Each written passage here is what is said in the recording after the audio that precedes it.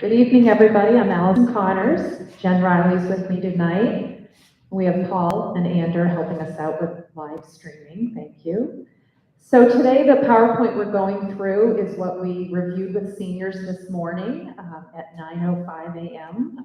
So each counselor, we had small groups and larger groups where we reviewed all these screens, we answered questions, and it's very similar to information we gave to some smaller groups a couple of weeks ago. But all of this will be on our website by tomorrow, and we'll take some questions at the end if you have any. So we're just reviewing tonight the college application process. Get through as many years as we can tonight. Looking at the transcript, the schedule, of course, children. Looking at specific college applications, mostly the Common App we'll talk about tonight. Letters of recommendation from your teacher, your school counselor, essays, and all the extra questions and supplements that come along with college, the Common App. And then, of course, talking about scores and if they're needed or not. So we encourage students, we're seeing the average student is applying to about 8 to 10 colleges each year. We say average, we know it's getting pricey to apply to colleges, but certainly if a student feels really good about certain colleges, specific majors, they're staying local in the area, some students may be comfortable applying 4 to 6, the average is 8 to 10. Of course, we'll send out as many as you can afford beyond the 10 to 12 mark.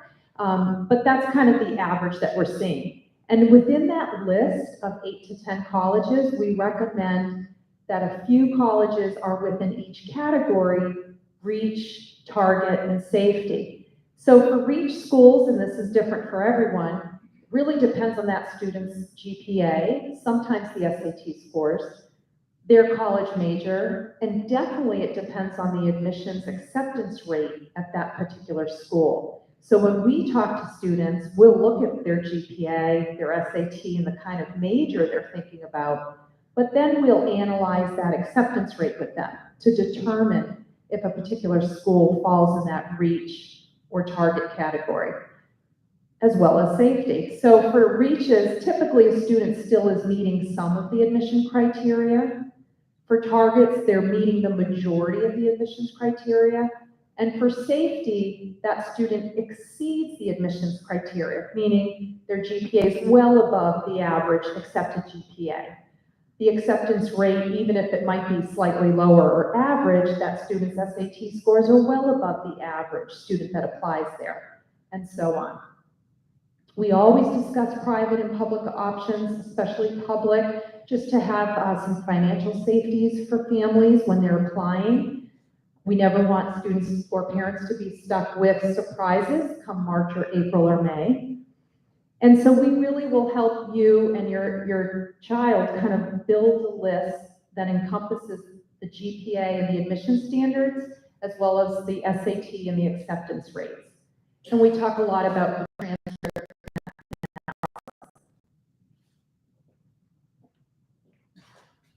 All right, thank you. So yes, I'm Mrs. Riley.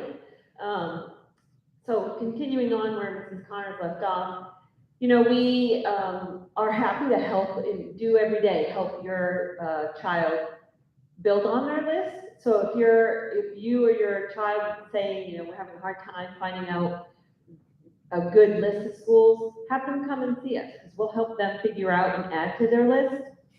So we have a lot of resources that we use. Naviance is one of them, but we also have, you know, we go old school every now and then in our office and use actual books to find colleges for your children. So definitely have them utilize us. We also have the college admissions reps that come to Wachusett to meet with your kids. So today we talked to them about how they can see that list on Naviance. It's on the home page, and it's on the bottom right, and it's called What's New. And you can expand that list, and it will show you all the schools that are coming to Wachusett, and your son or daughter can register for the school to meet with the college rep when they come. So that's a great way to get that face-to-face visit. And then the additional ways just to get to know schools is doing college visits. actually seeing, going and taking an official visit at a school that you might want to apply to. Sometimes you can do unofficial visits where you just kind of drive through the school just to get an idea of the place. We tell kids, go to a university in the city, go to some college in the more rural area, get kind of a feel of what school is a good match for you. So we encourage definitely to meet with the colleges and the college admissions people. Sometimes colleges will ask you to do an interview. It's a rare thing. Usually it's the more selected schools that will want an interview. I tell kids if they see in the process that the college is recommending that they do an interview, it probably means they should do an interview. But most of the time, like I said, it's going to be those more selected schools that want the student to do an interview. We talk about the differences between the private and the public universities. The basic, public universities are partially supported by state tax dollars. They're generally less expensive to attend. And the private universities receive no tax monies. They're supported by tuition dollars and are generally more expensive to attend. But the one thing that the private institutions have is endowments. So we tell kids, don't exclude a private school from your list because of the dollar sign, because you never know what kind of merit monies and or scholarships that they would offer you. And it might bring the cost to be comparable or pretty much, reasonable within the same cost as the public institutions. So we try to encourage the kids to apply to both types of schools.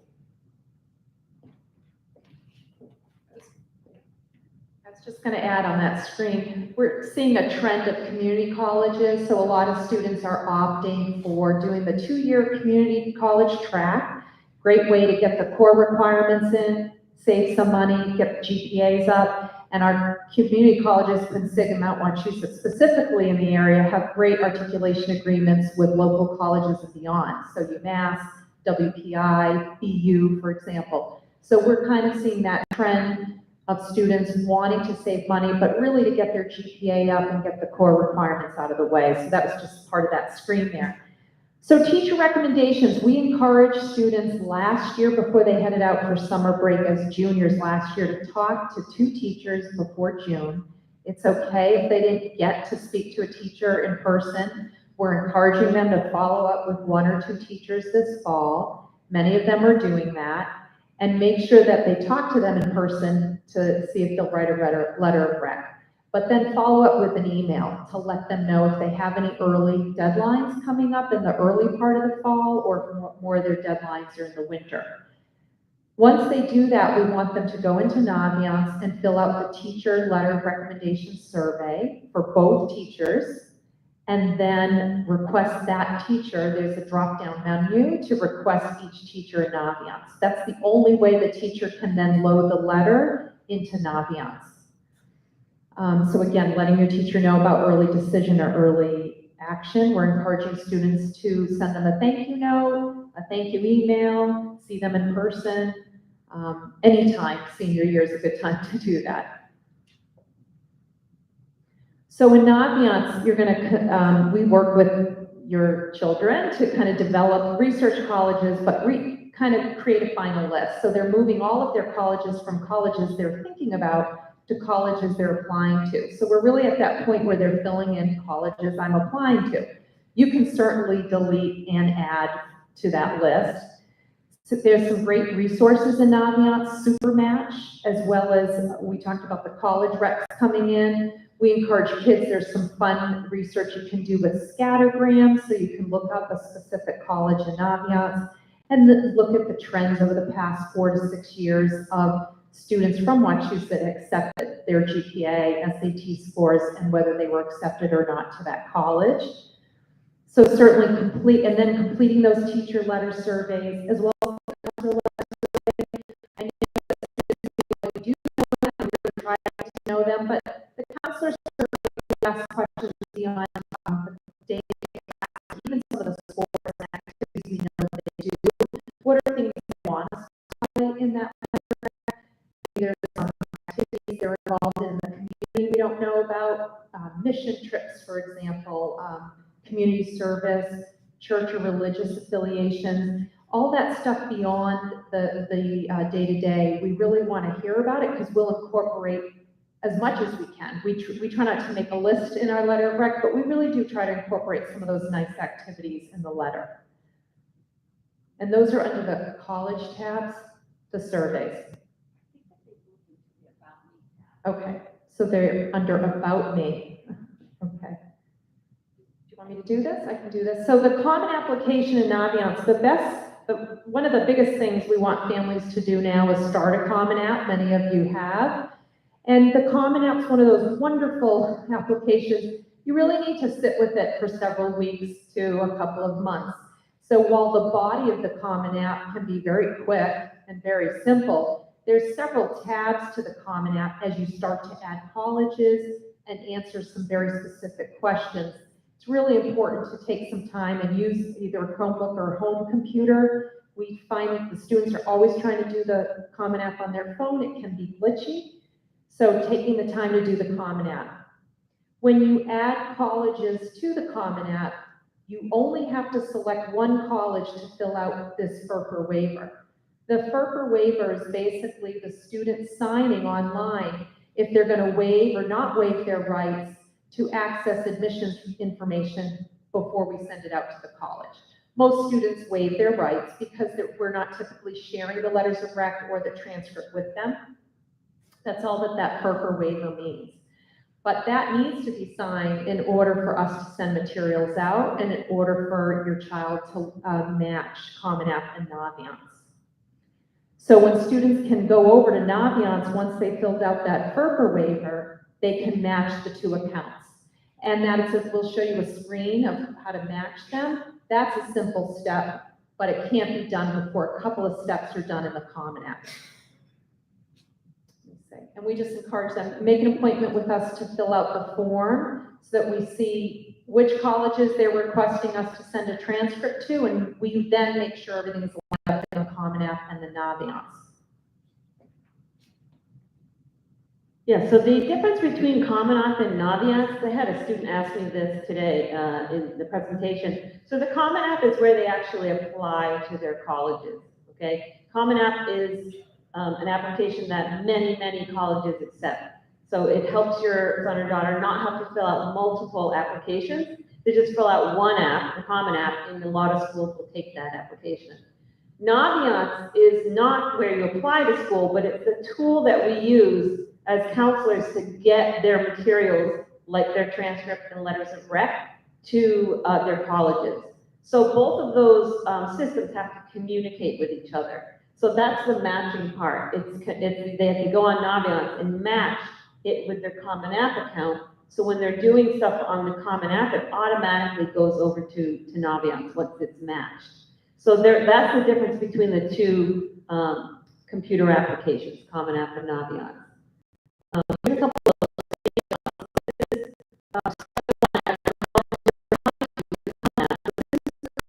of hard to see, but there's about 4 tabs across the top. Dashboard, My Colleges, Common App, which is the main application, and then College Search. So your son or daughter will go into the college search their university that they want to apply to, and then hit the plus button, and it will add it onto the My Colleges tab. So the Common App, the Common App, which is quite lengthy, and then in addition to that, filling out under My Colleges each of the college's questions that they have for your son or daughter. So this is the actual where the application is in this Common App. So that's the school. This is where they sign the FERPA waiver. So they do this once and sign a FERPA waiver once. So once they add school, they go to the My Colleges tab, and you can see once you expand. So this is Andrews College. You click the little thing, expand it. It says recommendation in FERPA. That's what they click on to sign that FERPA waiver, which allows us to then start sending stuff out to their schools. So they add the college, they go here, sign the FERPA waiver, and then the step 3, they'll go into Naviance, and actually match the accounts so now that they can talk to one another. So they go to Naviance and they go to colleges I'm applying to tab. There's a little pink red bar across the top, match accounts, they click on that. It brings up the Common App page and asks them their account. So we had about 3 people today to do the verification, and we were done with the format. So it's really quick to do this, but if it's stuff you don't hear about, what's for how do I do this? So an easy thing to do once you don't have to do one. And then step 4 was that they have to turn into us a transcript request form. So although everything is done, through Common App and Naviance, as a counselor, we don't know what's going on with your son or daughter until they tell us, okay, hey, hi, this is Riley, hi, this is Connors. Here's the schools I'm applying to early action. Here's the schools I'm applying to regular. And so we have a form, a transcript request form that we ask them to submit to us. For any schools that they're applying early action or early decision, they're to submit the form to us on or before October 17th. We ask them to make an appointment to submit this form because it's our final check-in with your son or daughter to make sure they've done all the pieces that they need to do before they hit submit on the college, on the application itself. So if they're not going to have applied when they turn this form into us, because most of the deadlines, for example, for early applications are like November 1st, November 15th, and December 1st and December 15th. And this is due October 17th. So it's well in advance to when they actually will hit submit on their application. But again, this is a nice way for us to say, okay, so these are the schools you're applying to early. Did you do all of these things? Do you have any safety schools in your, it's our final check-in with them before they actually hit submit. So that's just a sample of what that form looks like. You can see at the top it says, put their name, and then it asks for the teacher letter of rec. It asks for a primary letter and a secondary letter. The reason why we do that is because some schools will take just one letter of rec. So we ask them, if we only have to send one letter, which teacher letter would you like us to send? That's the primary. So that's that question. We ask them to fill in the Common App stuff, because sometimes if they forget a little piece of the Common App, we can usually pop on and fix it for them. And then there's a little checklist of things. Did you do these things over here? And then we ask them to write the name of the college in, put the date, what they think it is, safety target or reach, and then how did they apply? Did they use the Common App? Did they use a regular school app, like an online app? Because sometimes there are a few colleges out there that don't take the Common App, so they would be applying through the school's website online. And then the last one is special app. Every now and then, colleges will send out an app if they know your son or daughter is interested, or if they've come by to visit. They may say, hey, here's a special app for you to fill out. We'll waive the application fee, or it's just a shorter application. It's like a way to kind of entice them to apply to their school. So if they do that, they can delete it off the Common App and do the special app instead. So we ask them, how did you apply? We want to make sure that's all right. If it's not correct in Naviance, then stuff doesn't get to where it needs to be. So that's why we ask those questions. And then they'll do this again in December. December 2nd, we have them turn in a transcript request form for any colleges that they're applying for the regular deadlines, because regular deadlines happen after Christmas. So that's kind of the short, just 4-step process, but there's a lot to do with all of the steps.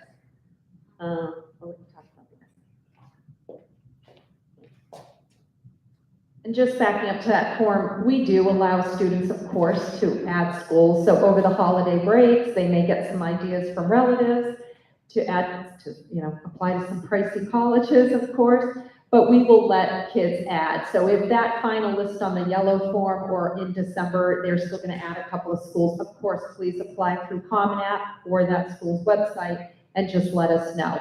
As long as we have had processed some already, it's usually very quick. And even if we haven't, we don't want a student or a family to think, we missed a deadline, now we can't add a couple of these schools. So we're pretty flexible, but we really want them to meet with us and kind of review those forms. But the college essay is a big piece. So in this PowerPoint, when we post it, that's the link up there to the actual Common App college essay prompts. That's the one main essay that the Common App requires.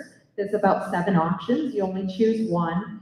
Usually for any other colleges not on the Common App, they pretty much ask similar questions. So a lot of students can use this essay and edit it and recycle it for another college.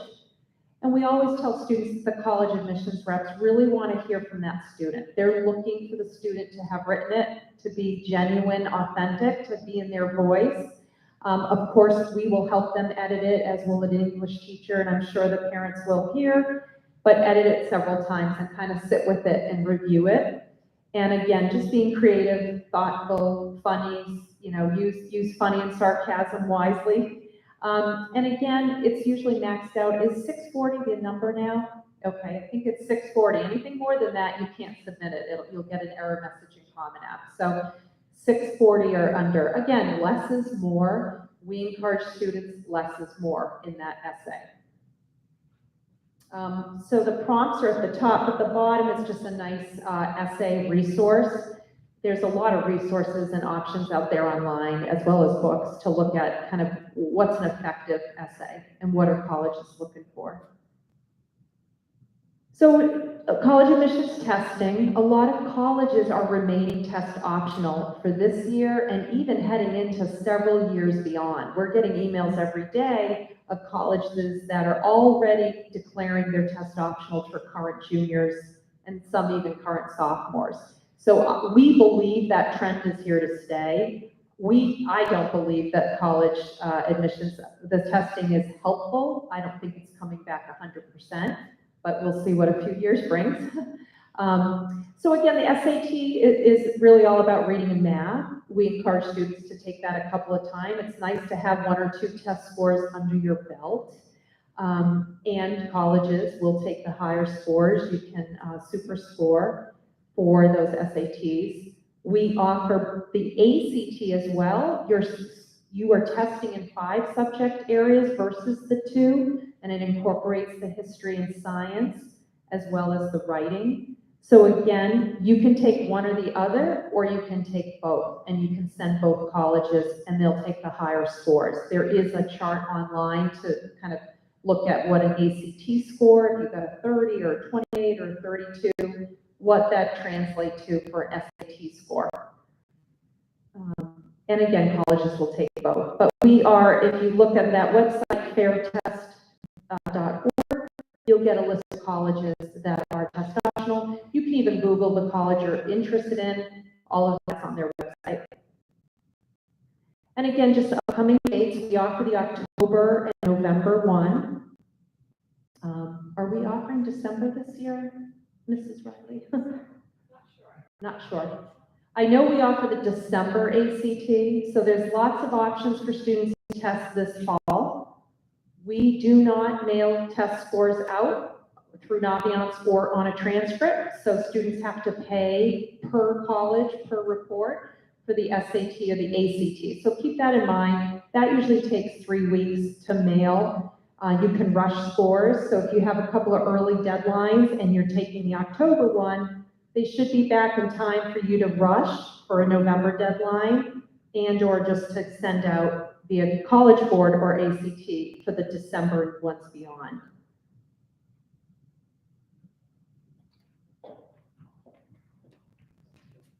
All right, everybody's favorite screen, financial aid.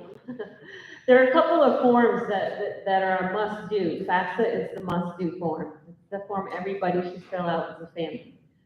It's the federal aid form that all schools require. So that form, both the FAFSA and the CSS profile, they both start in October 1st. So you used to have to wait until January, so they moved that up a couple of years ago. That was nice because, again, these are not easy forms. You're going to sit down and ask you a lot of questions. You might have to consult with your tax accountant. If you need help filling it out, they change it often. So it's just one of those forms that you have to designate like at least an hour to two to sit down to fill it out.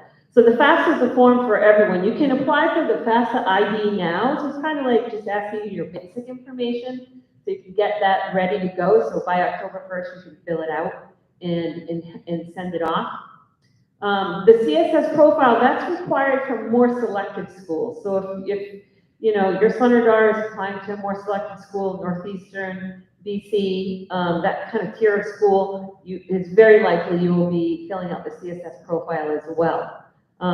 So both of those are links. So again, when we post this, you'll be able to click on those to get to the right address, because especially with FAFSA, I've noticed there's a couple of different websites. I make sure you're on the right one. We'll post that online. Then there's always college-specific financial aid forms.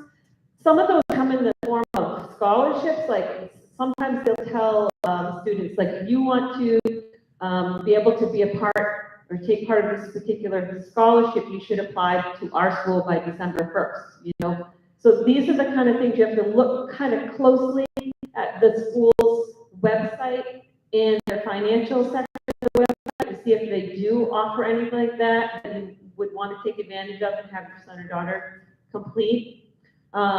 Then there's the NCAA registration for anybody who plans on playing Division I or Division II sport at college. That is something that actually should have initiated last year in spring of the junior year. So if you know your son or daughter is planning on playing a sport, just check in with them to make sure they've done that. And then the scholarships. So scholarships happen really kind of after the college application process. It really starts kind of more in like February. So your son or daughter will finish the college stuff. And then if they're interested in applying for scholarships, starts about February. We have a link on our website under the school counseling website, drop-down menu. There's a scholarship link, and we just add the scholarships as they come up into that website. And your son or daughter will have to read it, see if they find a scholarship that applies to them that they can apply to, and then follow all the steps, whatever that particular scholarship requires. There's also a couple of good websites, FastWeb, Good Call, College Express. Again, these will be available on our website, but there are also some good scholarship links. The basic rule of thumb is if anybody's asking you to pay to receive money, it's probably a scam. So if a scholarship is saying, hey, pay $50 and you could win this $500 scholarship, it's probably a scam. So you want to go to trustworthy sites. So if you find anything that looks a little sketchy, you can run it by the school counselor. We can tell you if you're right on and it is sketchy, or if it's a legit scholarship, or something that we've seen before. But that's a big part of the process. You do want to jump on the FAFSA as soon as October 1st rolls around, because it is kind of a first come, first serve thing, in essence. So in summary, these are the main kind of components, because we've said a lot and it can be confusing. We try to condense it to make it the salient, get out, you leave with the salient pieces that you need. But the teacher recommendations, like Mrs. Connor said earlier, we really hammered this into your sons and daughters last spring, that they needed to do this before they left for the summer, to ask teachers to write the letter of rec for them, and then to go into Naviance and make their official request in Naviance. And then if they're applying early this year, to reach out to the teacher and say, I am applying early, so the teacher knows I need to write that letter sooner rather than later. Kind of a thing. That they're creating a final list, that we can help them with that, as their counselor if they're having a hard time with that.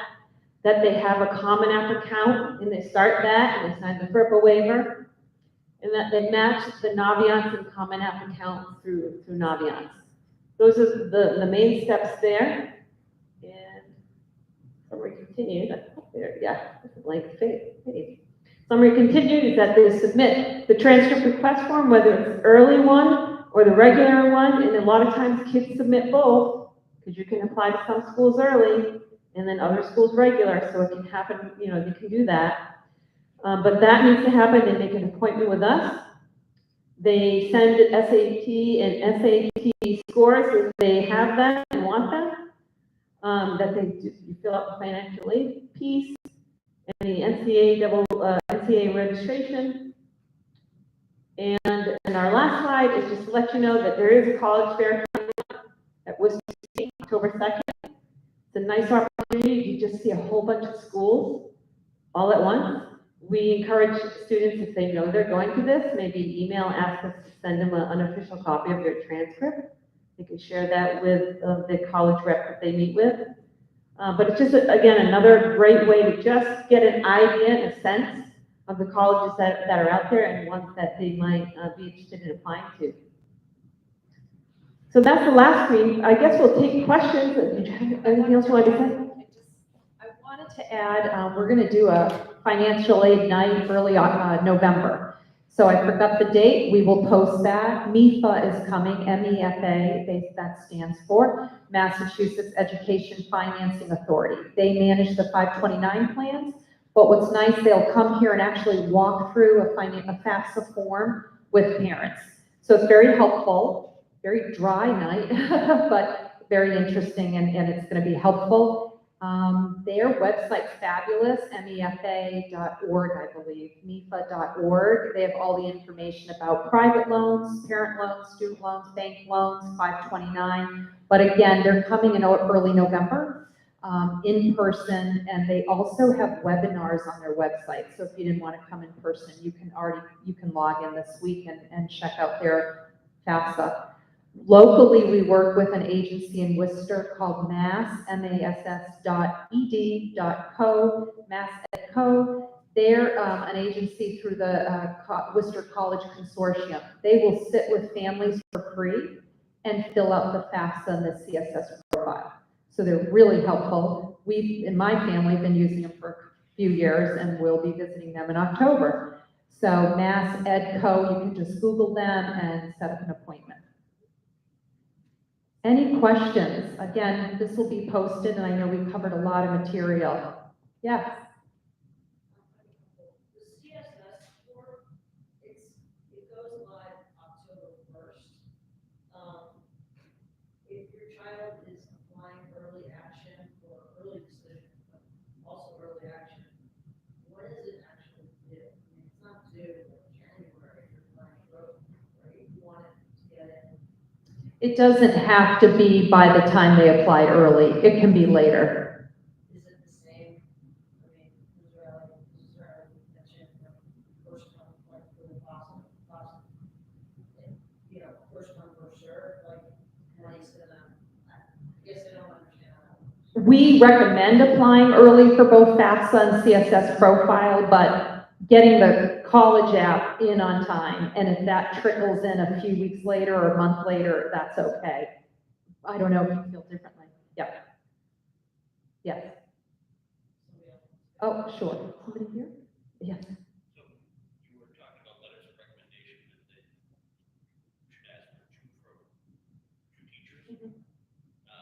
Way back in the 1900s, when I did my applications, we were recommended to get like four, for some for teachers, some for like coaches and people from extracurricular activities. Is that still the case? If that is, can you send a naviance for that as well? So we can only process letters of recognition for people that work here, teachers, or the coaches, if you're lucky enough, that are teachers here. So then we can send that.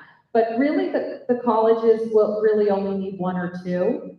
UMass Amherst, I think, limits to just one. So it really, the trend has been just they'll take two. But they will accept a coach letter or an advisor letter. Typically, if that person doesn't work here, we just recommend emailing to the college directly. And that person can do that for your child. Yeah. Yes. So in terms of the counselor's recommendation, is it advisable for the student to create a CV, resume? Because they're involved in a lot of stuff outside of school. Yeah, so the question is, is it recommended that your son or daughter fill out a resume for the college, for your counselor? And so you can fill out a resume. I think it would help your son and daughter more in terms of filling out the Common Application, because there's a whole activity section of the Common App. So a resume will help them remember what they've done for 4 years. But in terms of the counselor's letter, there are specific questions. We try to, like Mrs. Connor say, when I write my letters, I try to stay away from listing, Johnny did this, that. They're going to read that already in the application.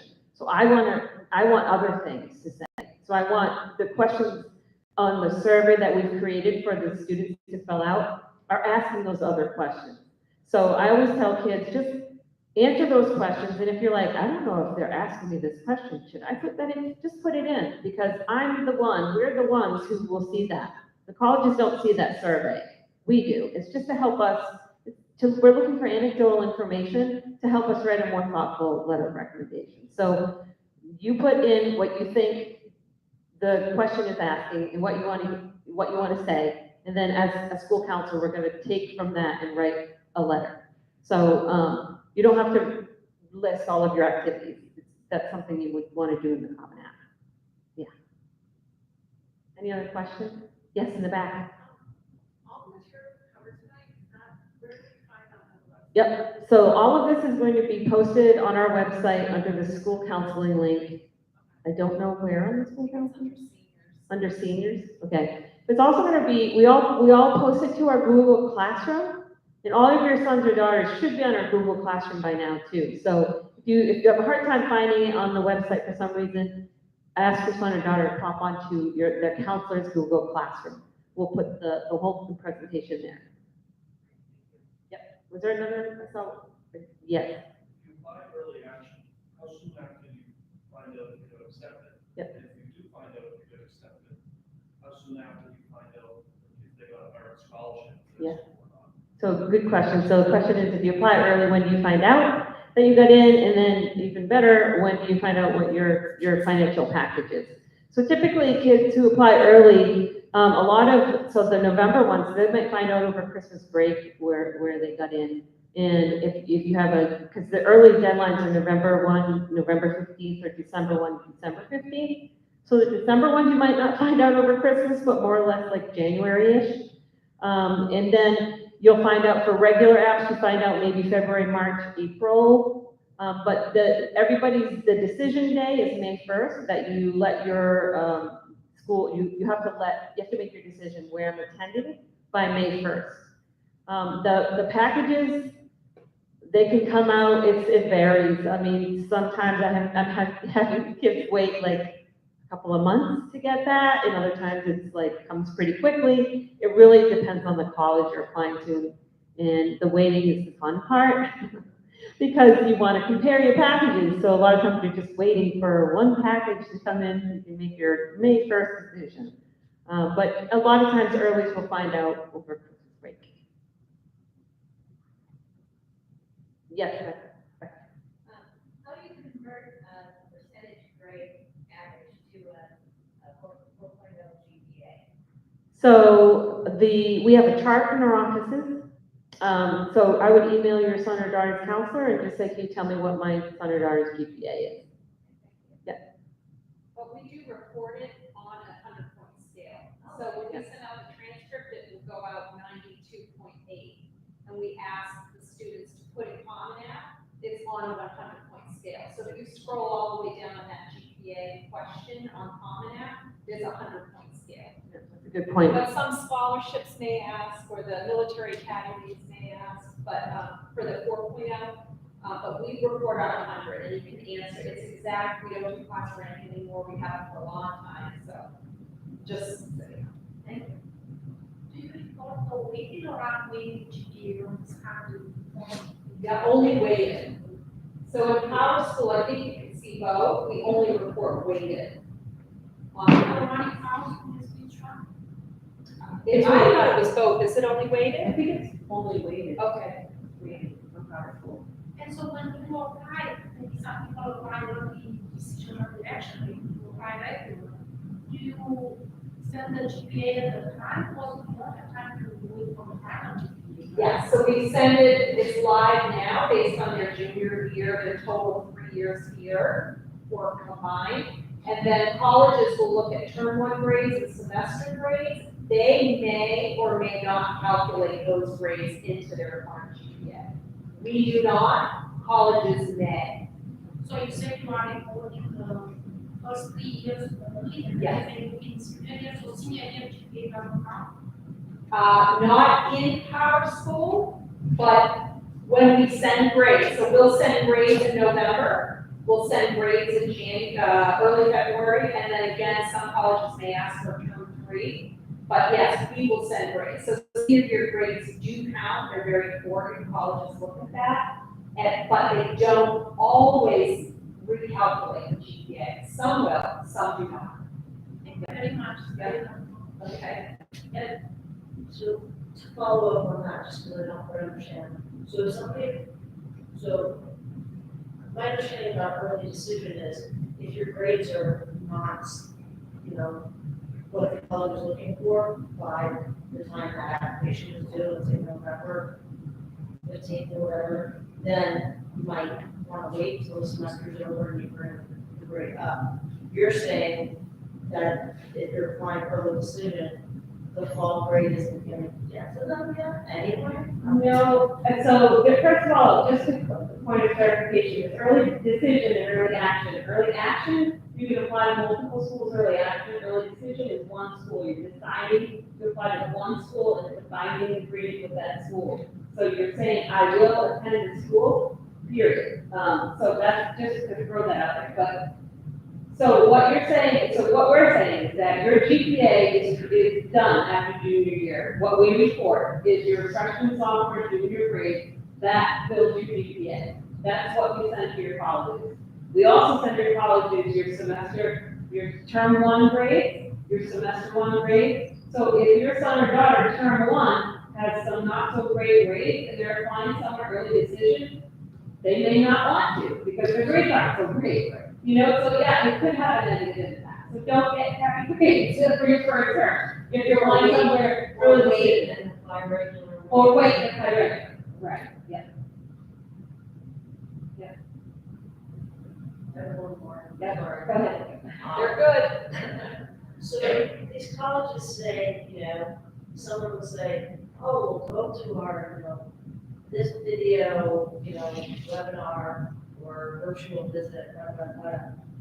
How much do they pay attention? Because these things are exactly the same over and over again. At first, my daughter just wasn't getting anything out of them. But some places say, oh, well, number of times you signed up for things shows us that this is you showing interest. Yeah, I'm not sure about the videos, whether they, you know, there's a lot of ways to keep track and algorithms to create. You know, it's way beyond where my brain is at. What I do know, what they have reported to us, have reported to us, they do keep track of visits, like official visits, when you go and actually, you know, sign up and say, hey, we're coming to check your school out. That is the kind of stuff that can sway. I'm not so sure about the online world right now, So but there's really visits equally, but you're saying like the, let's talk, you know, like, they'll say, oh, 4 colleges are coming. You go to this webinar and see, you know, right. these 4 places, and once you do, like, one of them. It may, you know, it may have, you know, some things, but the bottom line is the most important thing about your application is your transfer and your activity. There's nothing that's going to be better than that. So it may like carry, but it's not gonna be like, oh, you know what, they never went to our virtual visit, kick them out. You know, these are the things, they're gonna look at your transcripts, they're gonna read your application, those are the heavily weighted things, not an online visit.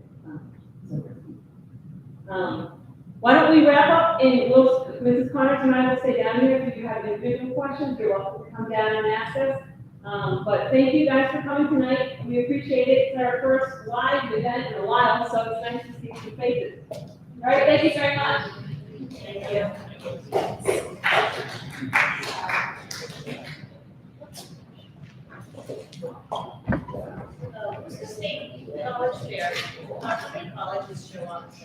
well over 150. Over 100. Yeah.